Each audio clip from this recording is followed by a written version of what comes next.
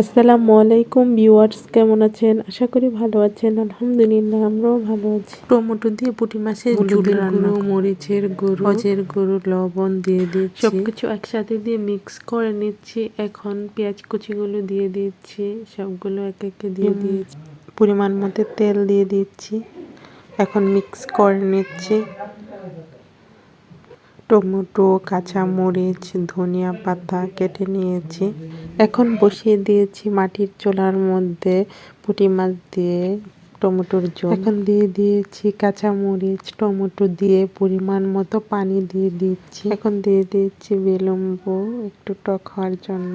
ভালোভাবে মিক্স করে নিচ্ছি। এখন কিছুক্ষণ রাখতে হবে, আরো বেশ কিছুক্ষণ রাখতে হবে। মাটির চুলায় রান্না করতে। এখন ধনিয়া পাতাগুলো দিয়ে দিচ্ছি।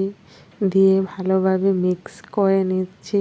আমার রান্না প্রায় শেষ। আপনারা চাইলে পুঁটি মাছ দিয়ে টমেটোর ঝোল